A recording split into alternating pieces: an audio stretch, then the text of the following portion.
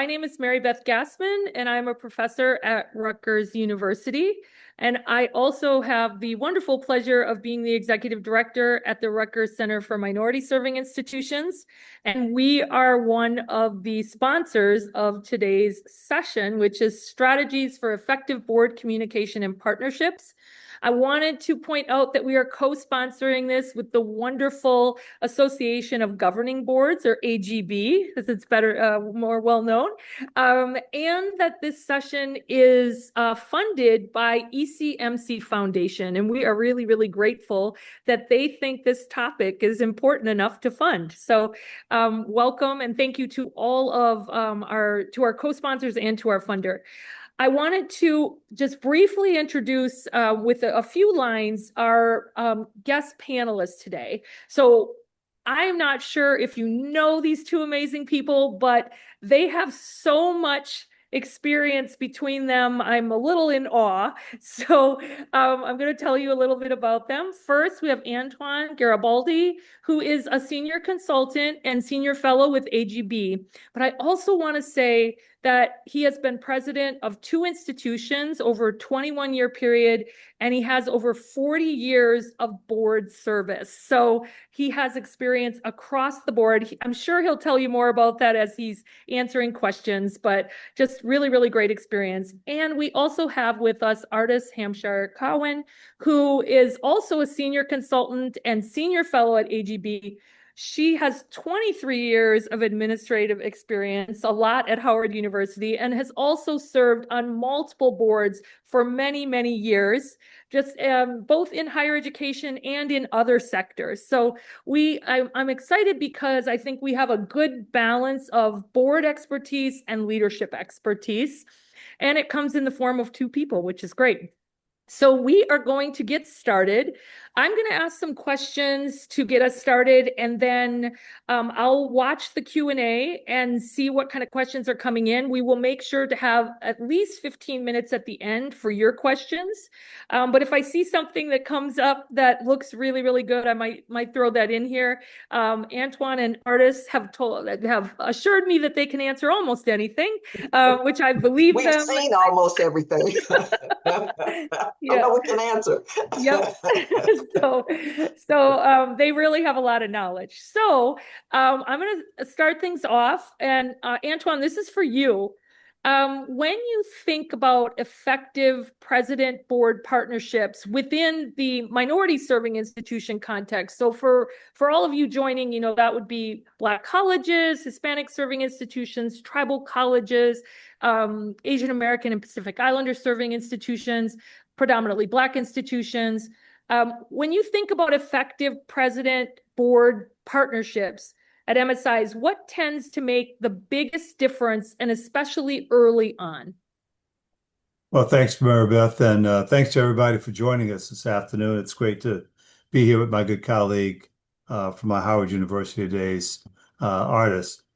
We've both done our homework and prepared because we know we can only get so much done within an hour. And I want to start off by saying that some of the things I'll say applies not only to minority serving institutions, but also to other institutions as well. I spent 15 years at Xavier University in a variety of roles, Xavier University of Louisiana, and also 5 years as provost at Howard University. But my two institutions as president, were two Catholic universities, predominantly white institutions, and those issues that they have are very, very similar. So I started off this by focusing really on three key items. The first one that I would say is very important for you to have a relationship with your board chair. And I highly recommend that you have daily and weekly direct message communications. Communications is so important in really getting off on the right foot. And I would tell you, you should ask every question that is on your mind, almost to the point of being a pest. Don't assume anything. Ask whatever you want. You need to develop a relationship with your board chair, and your board chair needs to support you. And there are things that you might ask that he or she might never would have thought of. I recall my board chair one time asking me questions about the enrollment numbers. He thought they looked really good, and I had to be very frank and say, based on my experience, I think we're going to have a problem. So you need to be very honest and get that support. And then thirdly, I would say the board chair and key board members can be very helpful in introducing you to significant members of the community and particularly business leaders, as well as alumni, um, in your first few months, because you want to develop that relationship and you want them to help you work together as you begin to develop your strategic plan and the like. So I say direct communications and also informal communications, because after you start developing that relationship with the board chair and other key members of your executive members of the board, you want to start communicating with your full board and letting them know about what's going on at the university.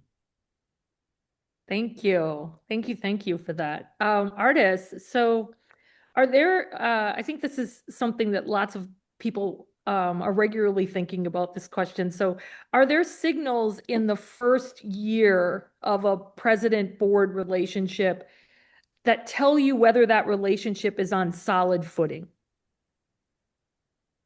Yes, absolutely. But I have to say that it's long before the first year. I go back to the recruitment process because I'm also supporting a lot of searches. And I don't think we do them quite right. I mean, boards go in the market searching before they've had a conversation about what they're searching for. And really, where is the institution? But more importantly, where do we want to take it?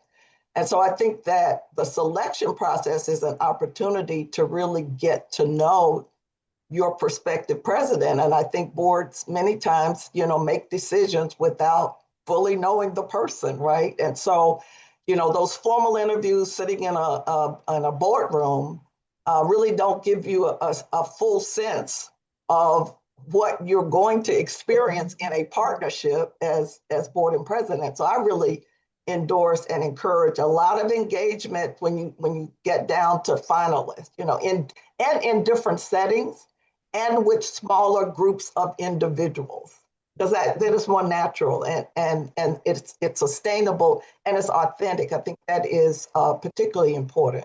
The other place I think we don't do a particularly good job is onboarding presidents. I mean, we we pick them and we tell them half of what they need to know.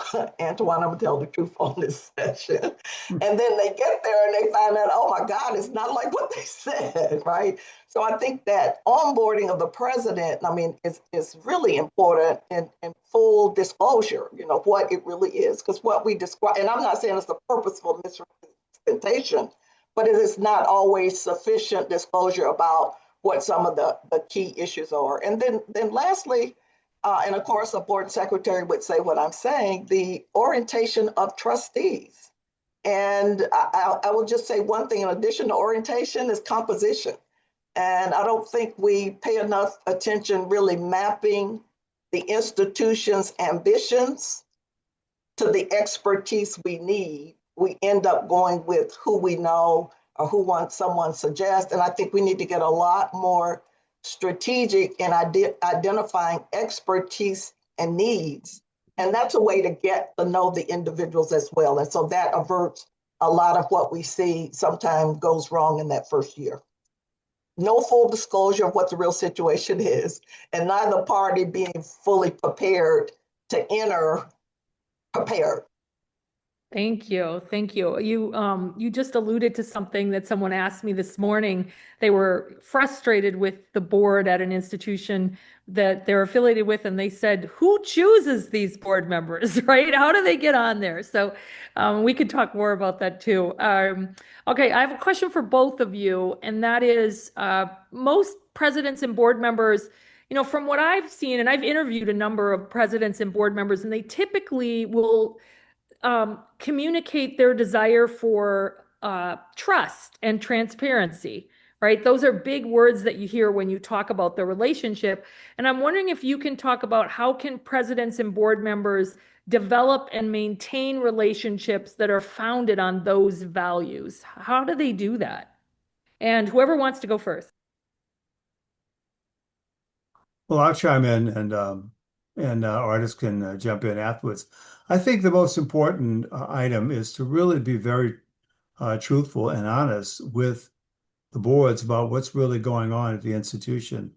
When I came into Gannon University in little small Erie, Pennsylvania, and then the University of Detroit Mercy, a much larger institution and different metropolitan area, my predecessors really had been there for a lot longer than me, but I had to learn about the institution. And I think that what is most important is to be able to share with them on a regular basis of what really is going on, and anything from enrollment to other issues. You need to put all of those kinds of things on the table.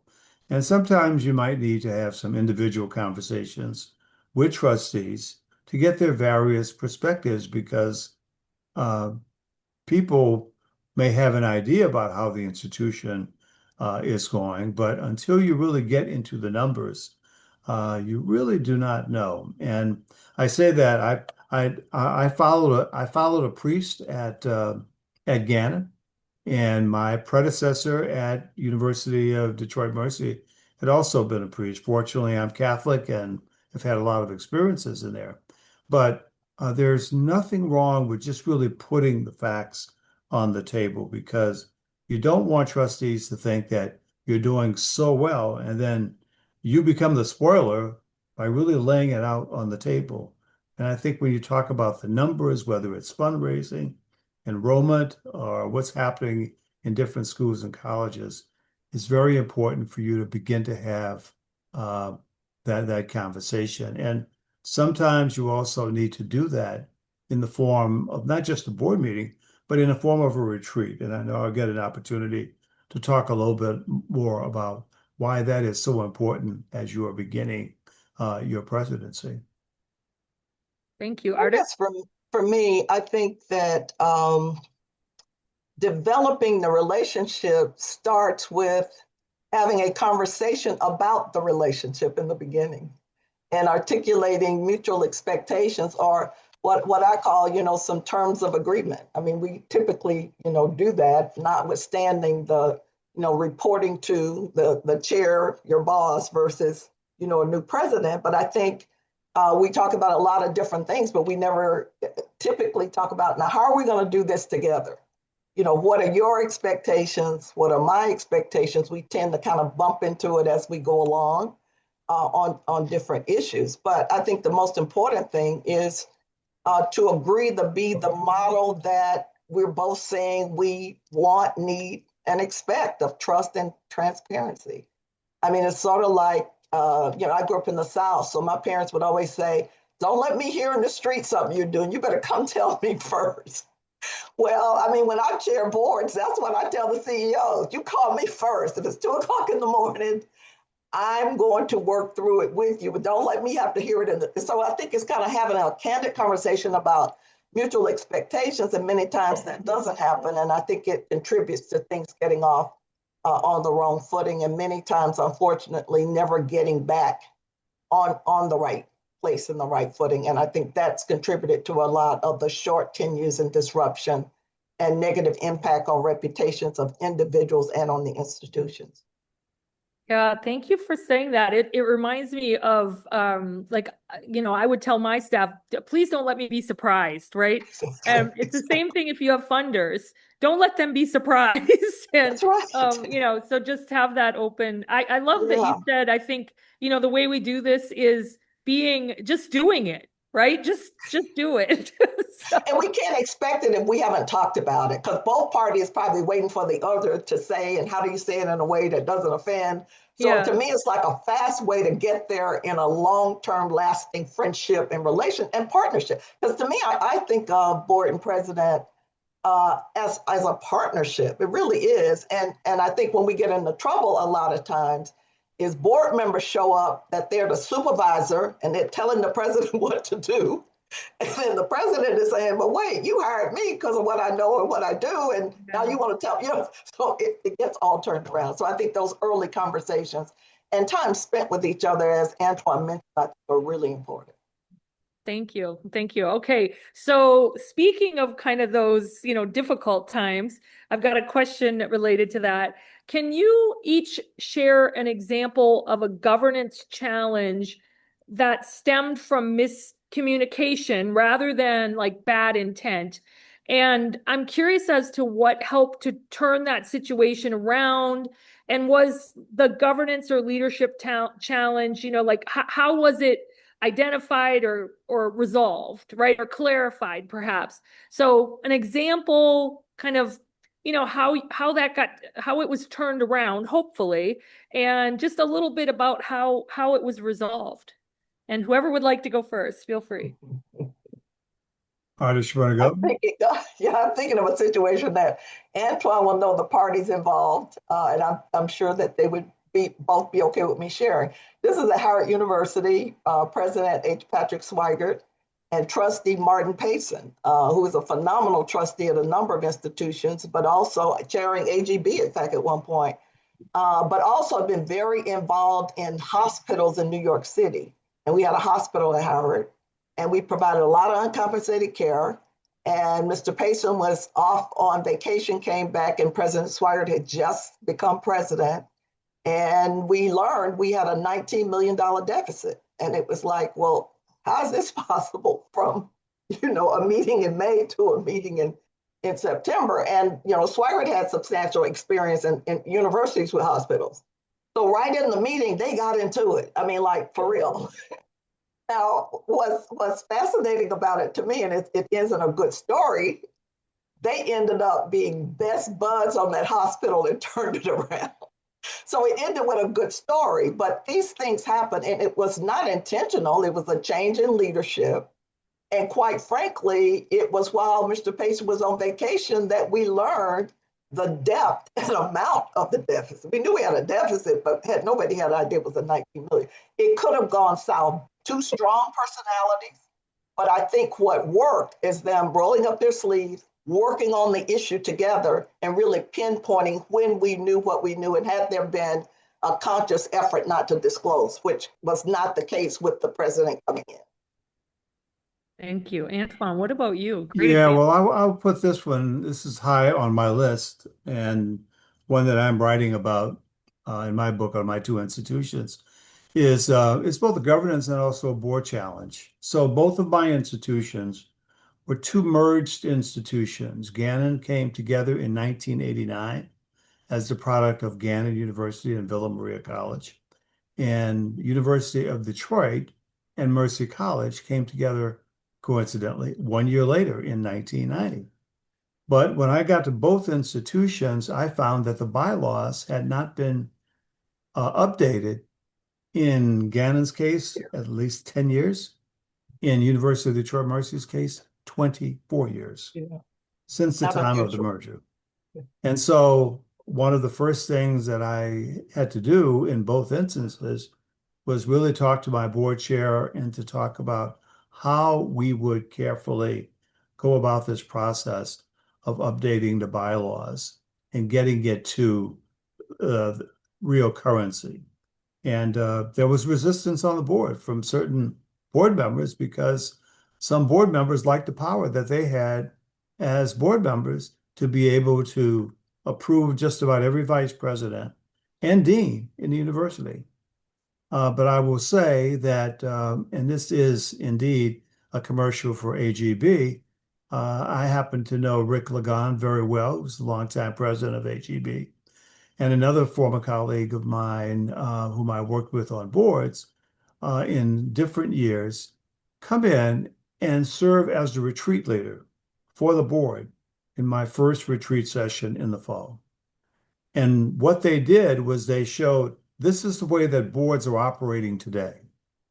And it really set the stage for why we needed to make changes with our board and how out of date we were. It took a 2-year process in the case of Detroit Mercy. It took a little bit less in the case of Gannon.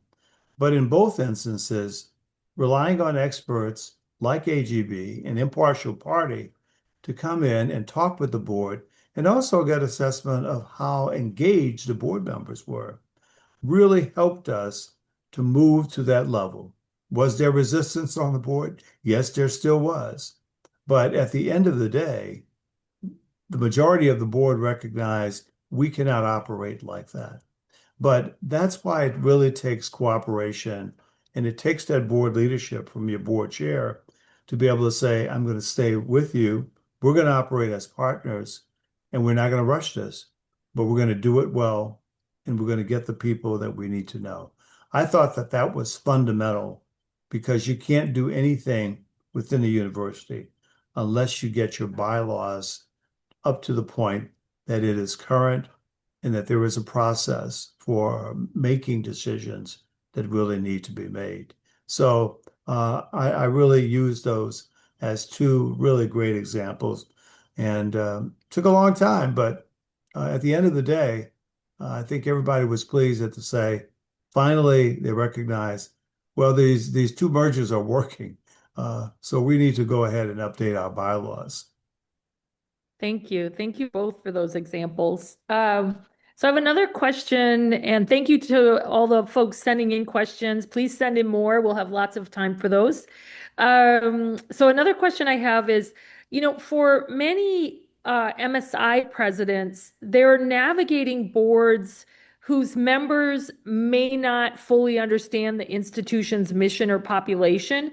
And of course, this can definitely happen with public boards where there might be governor, appointed board members who might, not know anything about the type of institution, especially for HBCUs or Hispanic serving institutions, or it could be private institution boards where people just don't understand a lot about higher education, but might have access to wealth or influence. So how can presidents educate boards without sounding sort of defensive or kind of remedial in their tone, like getting them up to speed on what the institution actually does? How do you do that? And whoever would like to go first, feel free. Mary Beth, this is a commercial. I'm going to label it that. Make sure they have a high-performing board secretary. Does it every time. Who's supporting the president and the board. But I say it, jokingly, but it's really important. I know a lot of institutions are short on resources, but the investment in having a staff person who knows the institution, knows the president well, gets to know the board members, can be very helpful in sort of filling in the gap. And I think it's not just them learning about the mission and student population, because, God, just over time, these things change. But I always say trustees need to go to school on higher education. And whether I'm working with a higher ed board, a foundation board, a transit authority board, I believe you can't be an effective director if you don't know the business you're in. So that's what I try to sell them on the business end. Now, one of the things that we did a lot at Howard with our board, and these are very sophisticated people, a lot of board experience. But if I came across articles that were relevant for what was emerging at Howard, I would do a one-page summary, put it on top of the maybe 7-page article. Of course, this is all with the president's approval, and send it out. And interestingly, board members started asking questions about articles they read. So I think we have to take some ownership on the institution side. This is not what they do. And so they naturally begin to do what they're accustomed to doing, which is taking over and being in charge. So they don't really know what they're doing. But I think it develops an esprit de corps and an engagement, and we're sort of together in this work. And it makes a huge difference, I've seen, when you do that. Now, the other hand, Antoine mentioned this earlier too, is, those weekend calls. So every Friday, I gave the president and the board chair a call list, because you need the board chair and the president working the board. We had 30 members on our board. And I would list whatever the issue I knew that particular trustee had an interest in or a concern about. And so you're constantly, I call it tilling the soil, because what we found is when they would call them to share an issue, they picked up intel on what was really on their mind. So that's the other thing. Presidents don't always have time to do all of that footwork, but that's something that I've seen very helpful to really cultivate strong, effective partnering relationships that end up creating a thought partner relationship, not just a partner in leading the institution. Thank you. Antoine, what about you? What do you I agree wholeheartedly with what, Artis said. And I think the most important thing is to carefully identify who would be good individuals to serve on the board. And whether you're in a public institution or a private institution, those individuals really need to go through an onboarding process. I have seen in many instances where people identify prospective board members because of the fact that they've got a lot of money and somebody thinks that they will give money. Personally, I like the fact that somebody has already given money rather than you hope that they will give money. And secondly, and I shouldn't say secondly, but related to that is you want people who really understand what it is to serve an institution. My board chair a long time ago said to me in my at Detroit Mercy, he said, I'm looking for a president who can run the university, and not for me to run the university or to run the president. And you have people like that who are willing to serve and to support you. And so very often, some of the people who might have intentions of giving to the university have no interest whatsoever in serving on a board. As several said to me over time, said, I've already done that.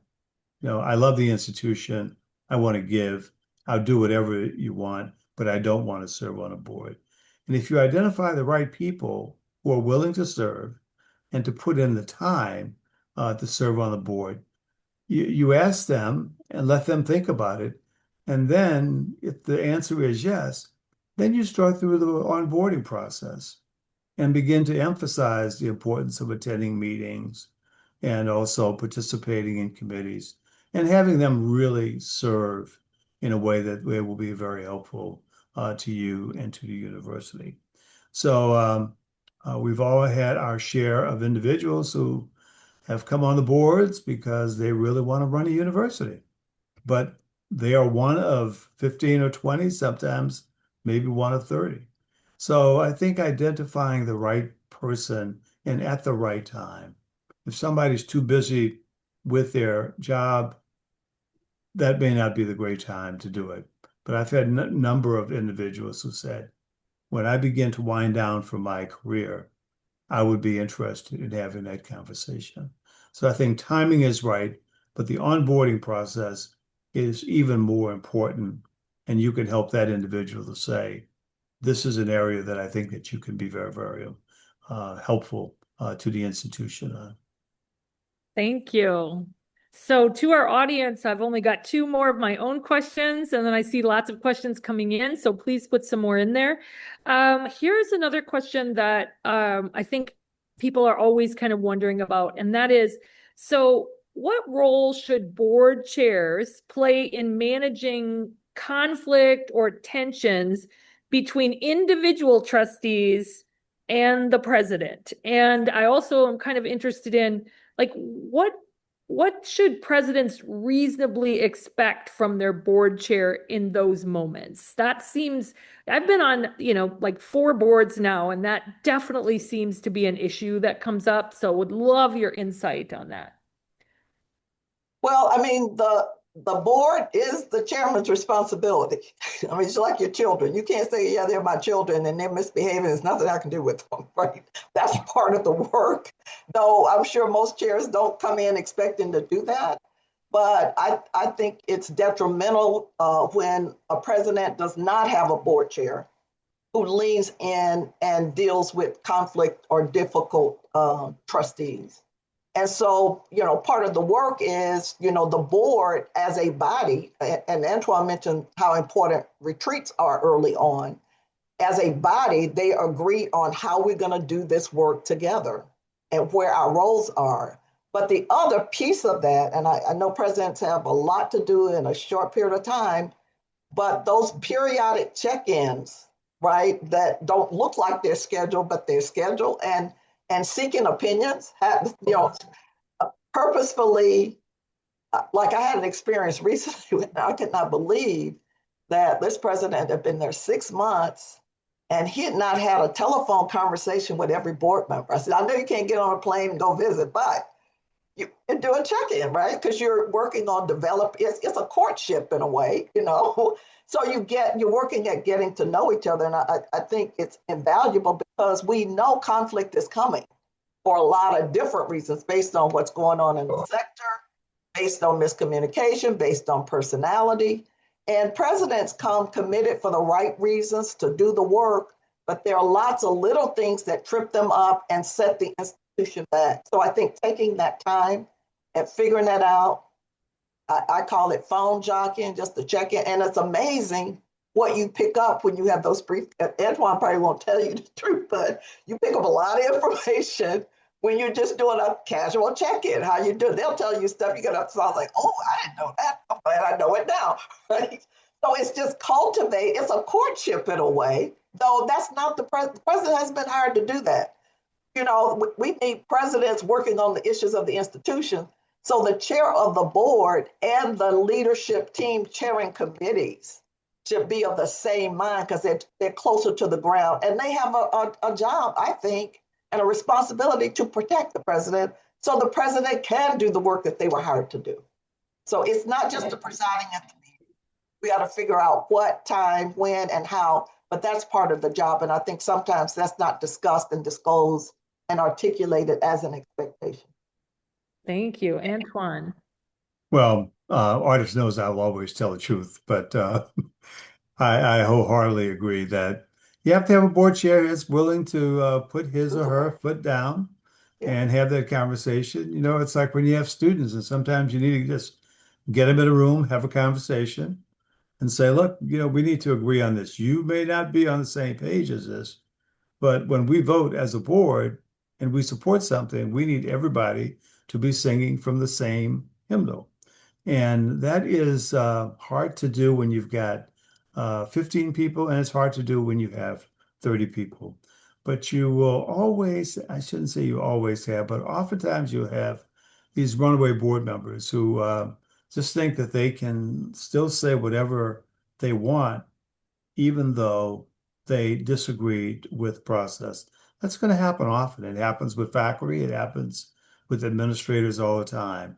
But the board chair really plays a very, very important role.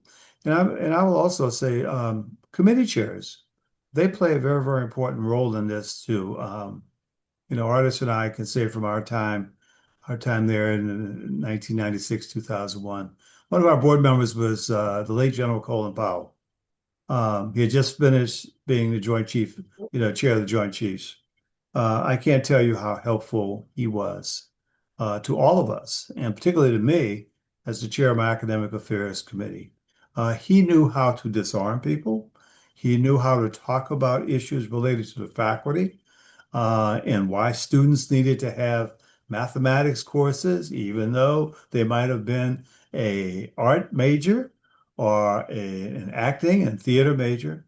But people like that can be so effective on a board, and given all of their experiences. And I think that that's extremely important. And I've seen the situations where board members have been afraid to take a board member on the side because a board member wants to be a super board member. And I tell you, that happens sometimes. They are all equals. And so that really helps the president out. It also helps the board chair out. And you just have to treat it as any other diplomatic situation. So it takes time, but I think these retreats and I think having people being in the same room and on the same page really helps out tremendously. I have to say, because Antoine is known as he is a wonderful person, a scholar and gentleman. He had some hellions to deal with in faculty leadership and at least one was on the board at all times. I'm telling you, he was masterful at it, and General Powell was God sent because he was always calm, but he was very firm. So that discipline that the chair of the board and the chair of the committees need to exert in order for a provost or the president to be effective is really important. And the one other issue I want to mention, because we had this issue as well back then, Antoine, is with certain board members, typically from a constituency that was on the board, not maintaining confidentiality. We were a private institution on some very critical issues.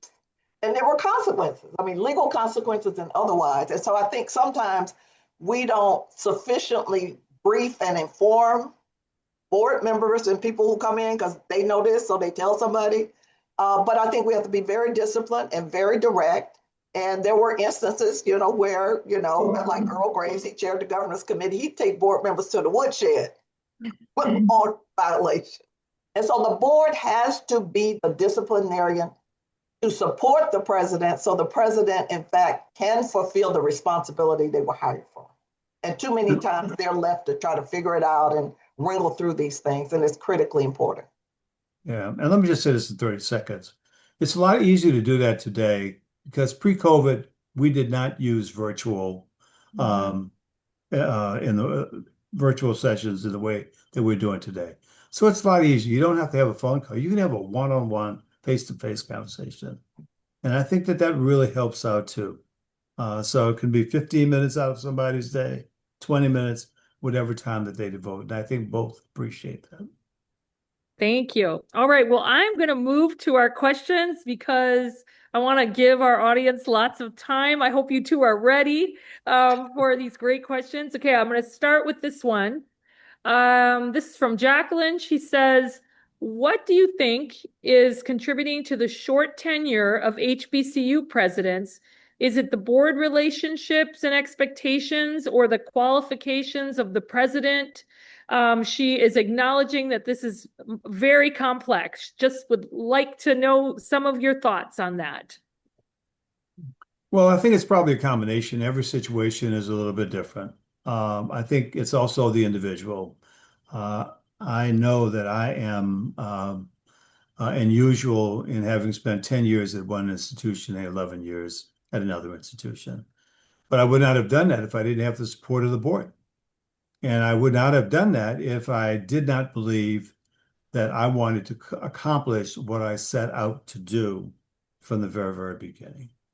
And so I think that there's a good way of at least testing that and asking someone, what's your expectation? I don't believe in standing in the way of someone who might want an opportunity.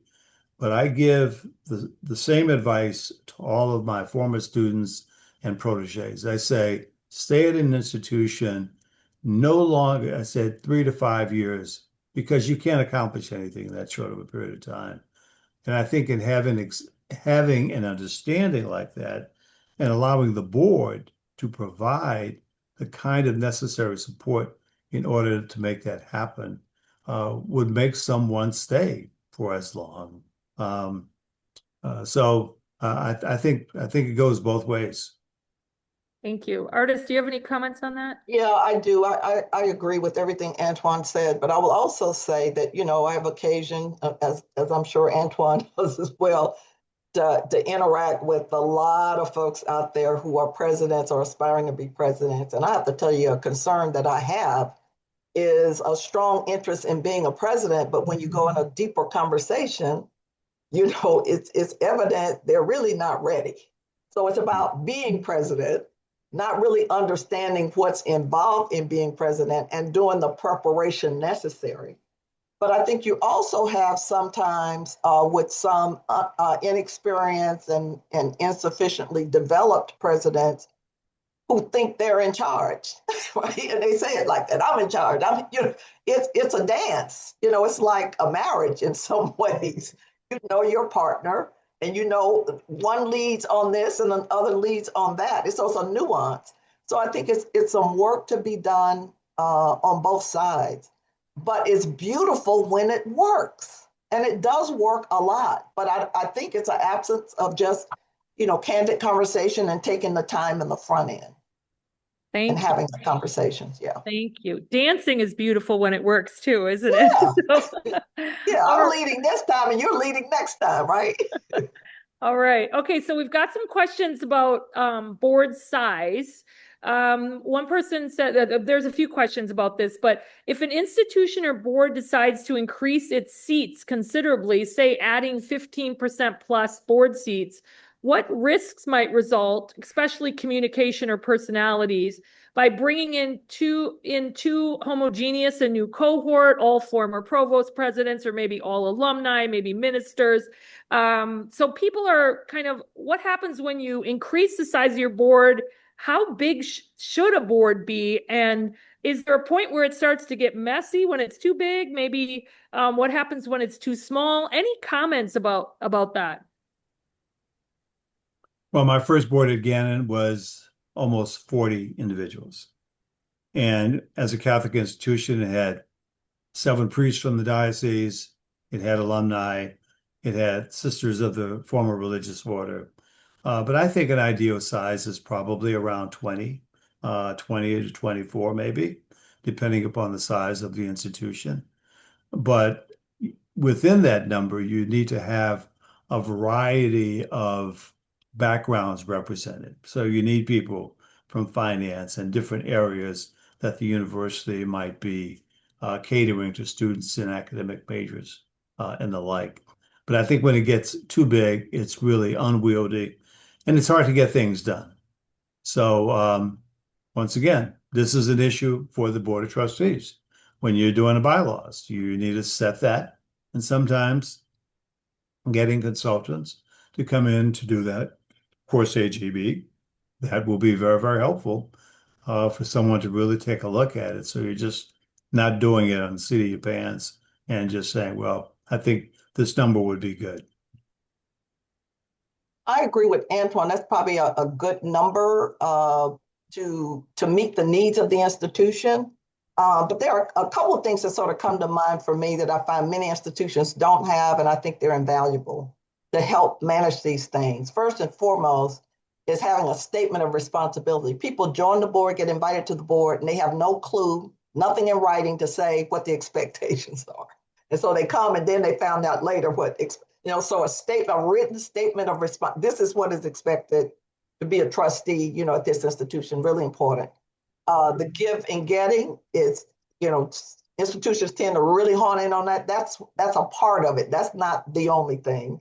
And it's not about reporting how much each person gave. It's just that it's equal sacrifice that everybody gives. And so it's no set amount so people feel that they're being excluded.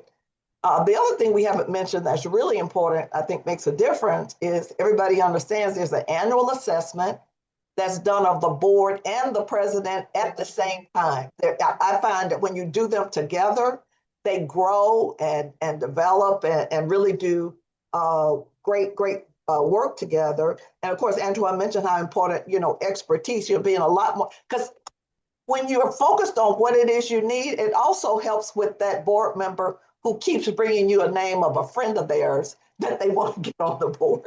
So agree on what you need, sort of put that out there. I think that makes a huge difference. And it's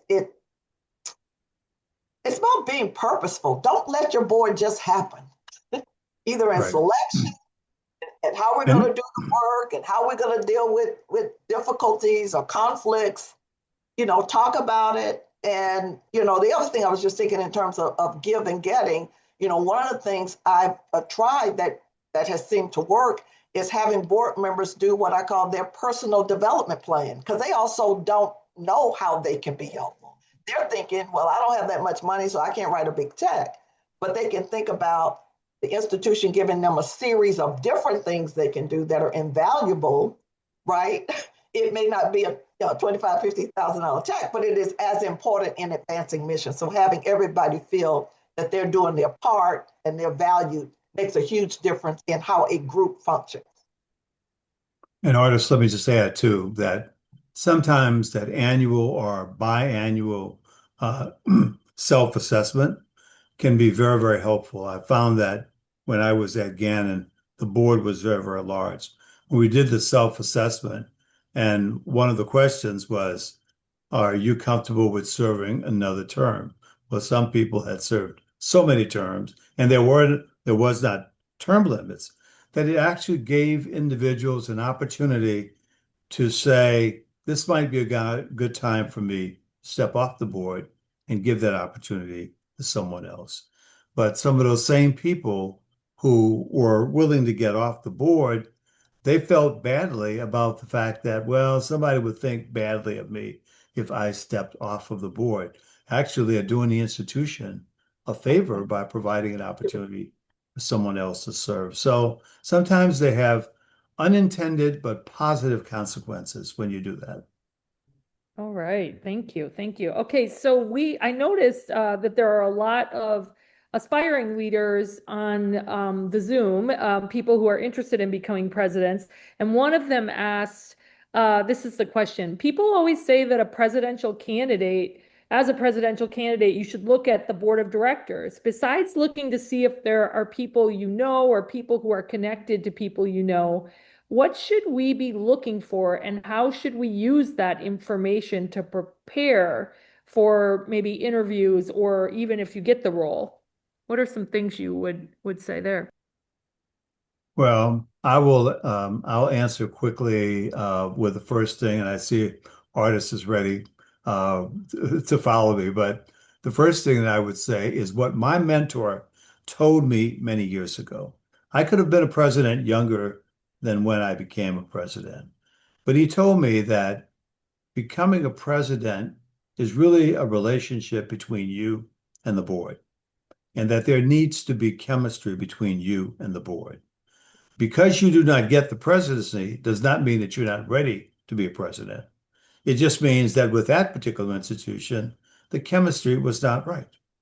So be patient and look at the board and see whether or not that's an institution that you too might feel comfortable in working with.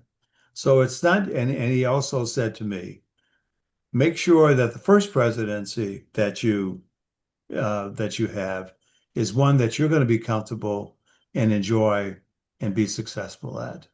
So you don't want to go to a place where you're not going to be happy just to be able to say that you're a president. That was advice that he said to me 40 years ago, and it is as true today, as he said it back then. Yeah, Antoine, you're absolutely on point there. I think, I consciously decline presidencies. And I did because I know myself, right? And I'm better as the number two fixer than I am all the gyrations. I like execution. I like staffing executives. I like seeing a plan come together. And I know that sometimes my very direct style is not effective because as president, you have to, do a lot of true to yourself, objective, but you really do have to suck up a lot of stuff. And I know that's not right. So I think it is important, what I would say, I hope that those who are interested in being a president, who think they are, that they really spend time with self, examining who you are, what you believe in, what you think it is, because it's not nearly as glamorous as it looks. It's more blunt, hard nights, early mornings, difficult conversations, people being mean to you than you have any idea. And I'm not saying that to turn people off, I'm just keeping it real. And so it's important to be well informed. And we need talented, committed leaders to lead our institution. So I'm not dissuading people from pursuing this, but I have to say, a lot of the conversations I have that I just bump into at different times, I walk away saying, oh, he or she is not ready. They really don't. It's not what you see. It's all that stuff below. Thank you. Thank you. Okay, so here's another question. can you speak to board and president representation of women? And this person is particularly interested in Black colleges. She says, considering that the majority of enrollment at HBCUs in particular are women, I think that's the majority at most institutions, but HBCU presidents and board chairs don't seem to align with that reality. So any comment on the representation in the presidency and board of women? Well, I think that that's improved over time. Yeah, that's what I was going to say. And also, once again, it's where you will feel comfortable at. And so I see some excellent presidents at public institutions and some at private institutions. So when someone asks me the question of, I'm interested in being a president, I always ask them, so what type of institution would you like? How small? How large? Where do you want to live? Do you want to live in, Right. in the boonies, or do you want to live in the city? All of those factor into the choices that you make. But clearly, the number of women, percentage of women, not just at minority serving institutions, but at all institutions, really increased over the last 30 to Growing. 35 years. I mean, so it once again, you have to carefully decide whether or not something is for you. And I tell you that as I have tried to convince a couple of my former students of way back when to consider some presidencies, but they have to be comfortable in doing that. They're not, and I think you've got to figure that one out. But when you're ready, make sure that this is something that you're very interested in and communicate that to the person who is conducting the search. And that's maybe, off color, but I'm just going to share it. You have no idea some of the things presidents have to deal with. I mean, comments on, well, why do they leave the light on the front porch? That's our house.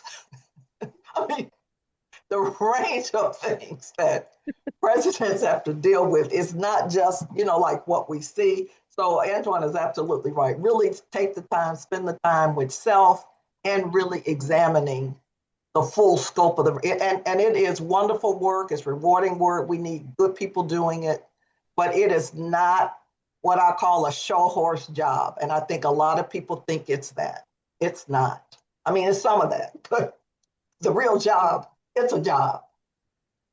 Yeah, thank you for bringing that up, because I certainly have had people tell me things that you just couldn't even believe, that happened to them. So I'm going to kind of put two things together. And for the audience, I'm trying to get through as many of these as I possibly can. We've got 5 minutes left.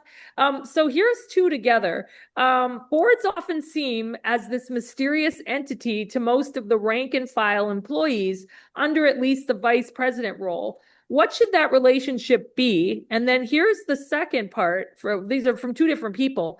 How do you manage board members who want to be actively involved in the day-to-day operations of the institution? I think those two things are sort of linked. So what is that relationship underneath the vice president level with boards, and kind of what should be kind of the interaction of board members with folks beyond the vice presidential level? What are your thoughts there? It's not a good thing. It's not a good thing. And I talked to you about runaway board members. Mm-hmm. There are just some folks who want to have their fingers in a pot much, much too often. That's not their role. And that's where the board chair really has to help the president to keep the board members out of that. Yes, they are providing a governance role. They are not providing a leadership role on the day-to-day basis. So I think that that's really important to make sure that all board members understand that, because I've seen it happen at institutions of my own, where board members were calling the deans and trying to direct faculty to do certain things or involvement. There's a process for that. And you can do that primarily through the board.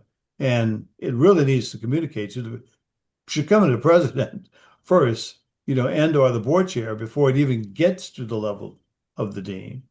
So I think that that's extremely important. And then board members sometimes calling cabinet officers for favors, Mhm. totally inappropriate. Mhm. And it should be, crystal clear that those individuals need to report that to the president, who reports that to the board leadership. But it's awkward sometimes. But to me, that's also all part of the onboarding to be real clear about what's appropriate and what's not. And also, what are the consequences when they're violated? The consequences, should not go unmentioned.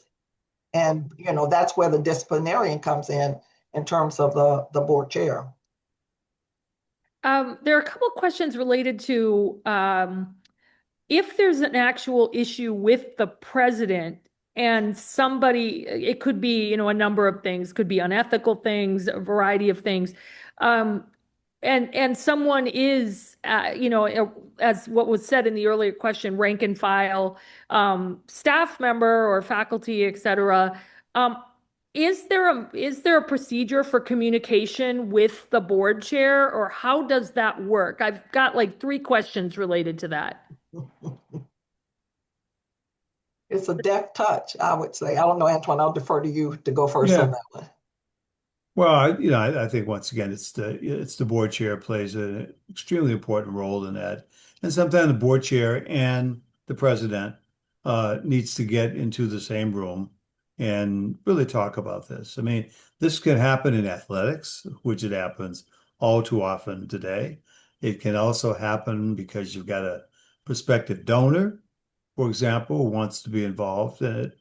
There's so many ways in which board members can be helpful to the university, and I have to say I've served on some boards, Georgetown, Seton Hall, University of St. Thomas in Minnesota, where board members were extremely helpful in bringing people to the table for fundraising and for donations, even people who were not alumni.